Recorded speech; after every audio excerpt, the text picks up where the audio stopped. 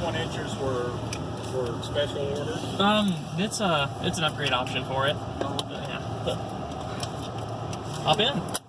Well, I need to run. Oh, okay. Well, Yeah. Pleasure. pleasure. Uh-huh. Yeah. Hopefully I'll see you again before I leave out. Yeah, well, do so.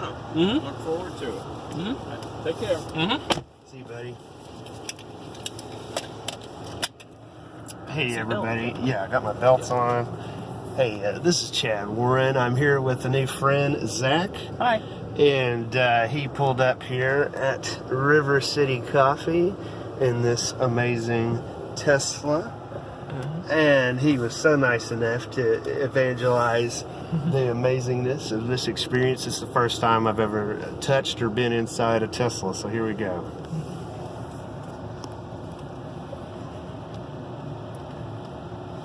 You can't get a bigger backup camera than that. Oh, absolutely not.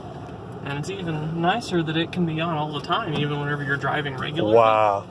Because it's a little difficult to see out of the rearview mirror sometimes. So just having it Oh, you're kidding. Having it always there means I can For just lane glance changes, you could look there. That is awesome. down. Yeah, because you can kind of look behind you and like there's some pretty big pillars back there, so like your rear view it takes some getting used to. It feels smaller. Mm-hmm. Yeah, so having that there is just absolutely wonderful. That's so cool. A new way to solve a problem. Mm-hmm. What do people say about sitting in the back seat? Any comments? I haven't heard anything negative so far, besides the fact that if you don't put your head against the headrest when you accelerate, it's a little disturbing on occasion. Oh, that's right. You get really good acceleration with an electric motor, Absolutely, right? yeah. That torque is always available. Because on a regular vehicle, you have to wait for you to get into your power band, and you have to wait for the transmission to downshift, and you have to wait for this, wait for that. But on an electric vehicle, that torque is always there all the time. Huh. That's a good problem. Uh-huh. Yeah. You can see on my dash here, there's a view of the car and the lanes, and I have a little energy meter over here saying what my current consumption is and everything. So if you drift over, that lights up or something? Well, it doesn't really light up particularly, but that's what it uses for the autopilot features. Gotcha. Nice. We're familiar with the air controls. Yep. Basically, all of your car functions are inside this, hidden in some menu somewhere. So sometimes you have to know kind of what you're looking for. Like a lot of the primary driving functions are just there on the very first one, the quick controls it says. But if you need to get into some other specific things, then Wow. there's menus for it. Like if you want to turn off your fog lights or ambience or anything like that. How cool is that? No need for all these mechanical buttons. Yeah, there's your drive selector, there's your windshield wipers, cruise control, dash open, and hazards, and that's all the buttons there are. So we don't really hear about the... Go on. We don't really hear of, if we use computers, we might get a virus or have some issue, a technical difficulty. But we've never heard of really any issue like that stopping anything. No, absolutely not. You know, there are some people who are quote-unquote Tesla hackers, and there have been a couple of issues where, for example, with the key fobs, people have been able to do a sort of... they've been able to copy the signal from a key fob and gain remote access to a vehicle, but they've taken some steps to resolve that, actually, and you have difficulty doing that with a traditional car manufacturer. That's interesting. I knew a guy that was a car dealer, and he said there were people stealing vehicles from the lot, and that they caught him, and he had a device, and it was radio frequencies that swept on each side. I wonder if that was the tactic. I think the way it typically is done is they have some sort of, like the fob always emits a signal, and then they were using an antenna of some sort to capture the signal and repeat it in the vicinity of the car, so they're mimicking as if the fob was nearby. Oh. So it's a radio frequency? I don't know if it's radio exactly. Could be digital or something. It's possible. That's interesting. It's one of the strangest things that people don't really realize is whenever you're stopped at the stoplight, there's no vibration. Oh, because of the engine, there's we no don't engine. hear. Yeah. You're not idling. Yes, you're right. And it's quiet as can be. You're right. I, some reason, didn't really notice that until you mentioned that. Whenever you're driving, it's a lot more noticeable because your foot's normally on the brake and you feel it kind of, and you're aware of it as a driver. But as a passenger, it's kind of easier to... Yeah, just not even think about it.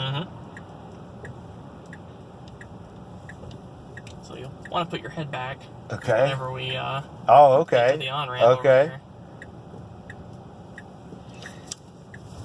here. Does that dash cam in any way integrate with this? Ready? 1, Okay. 2, 3.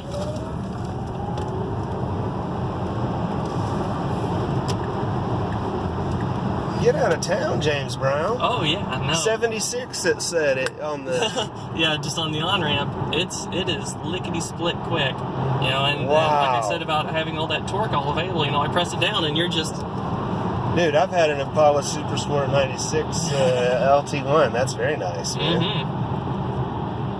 It's funny, you can see on the energy graph, you can tell where I floored it because the consumption jumps up.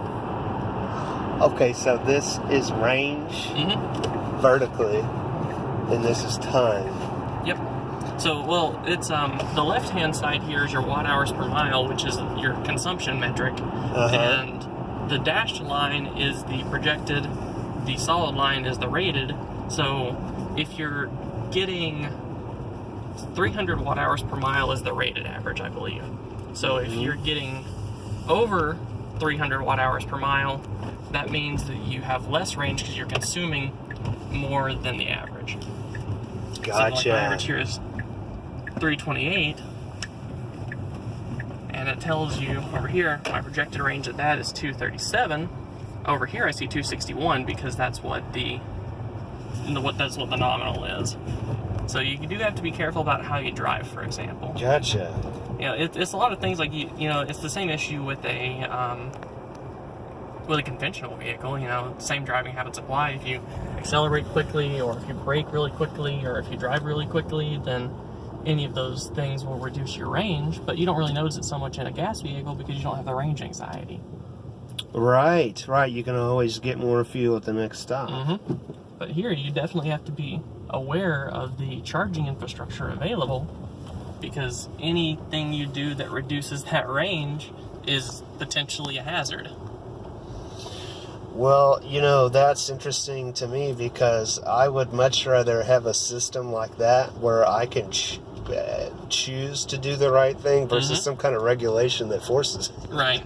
You definitely have the option to. You know, especially if you're driving around your local area in town, for example, then it's not a concern. Especially because I have the charger, I have the 240 volt line in my garage at home, so every night I pretty much fill up and it's not an issue the next day.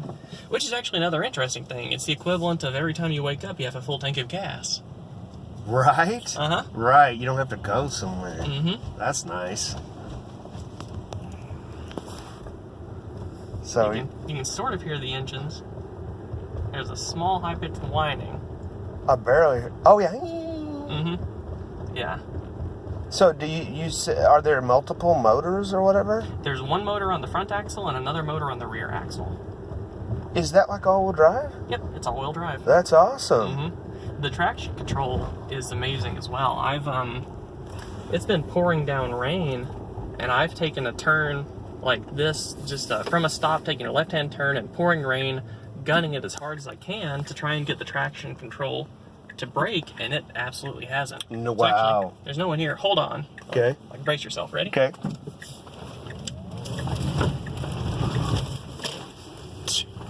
Like, all we had is a minimal tire skid there, the most. Yeah, the tires, I don't even think they lost grip. Just sound. Uh-huh. You didn't lose the line at all. Absolutely not. Like, the traction control, it has individual traction control on each wheel, and I think the response time is about 10 milliseconds for it evaluating if it needs to make a change. Holy moly. Mm-hmm. What about any difference in, like, braking? Actually, Skid? that is, as far as skidding, not really. It has anti-lock braking. Mm-hmm. But one of the cool things is it has regenerative braking. So whenever I take my foot off the gas like this, you can see that green line is the regenerative braking kicking in. So you're going to turn here, actually. That's saying, here's your bonus. Mm-hmm. Here's your... So the only time that I actually have to use the brake pedal, typically, is whenever I come to a stop. Wow. Because most of the time, now the gas pedal, accelerator pedal, is now multi-function. I release off of the gas pedal, and you start decelerating, and you have to come to a stop, brake, and that's pretty much the only use for it. So there was a... Oh, I think that guy had the right of way. It's my fault. But yeah, there was a guy I was seeing, the first time he changed the brake pads in his Tesla was at 135,000 miles, because you have those electric motors are taking up the slack. That is amazing. So that's even one less maintenance concern. Yeah, something that doesn't have asbestos in it. Brake pads, that's crazy. 135. I wonder what the normal, I forgot any of that. 30,000 or something? I think 40 to 50 is the typical. Wow. Man, it feels totally rock solid. There's no transmission, there's no gear shifts, it's just smooth acceleration whenever you push down on the gas. You don't have that hesitation. You know, even though they've made tremendous advances in automatic transmissions, and you know, it's only a quarter of a second, 0.2 of a second, there's still that hesitation and pause whenever you push down the accelerator pedal, and that just doesn't exist in an electric vehicle. That's amazing. And the ride is a nice blend between sporty and comfortable. And even if I had the 19-inch wheels instead, it would be even a little more comfortable. The 21s, by necessity, have a smaller sidewall, so they're a more stiff, more sporty ride. Gotcha. This is another thing that's really cool. Is there's radar sensors all along the front bumper and the rear bumper that tell you, if I get close enough, it'll tell you that thing in front. It'll tell you how close you are to whatever you're hitting. That is crazy. Zach, thank you very much, man. You're very welcome. I appreciate you. All you have to do is just put it in park, then step out. That's it. That is awesome.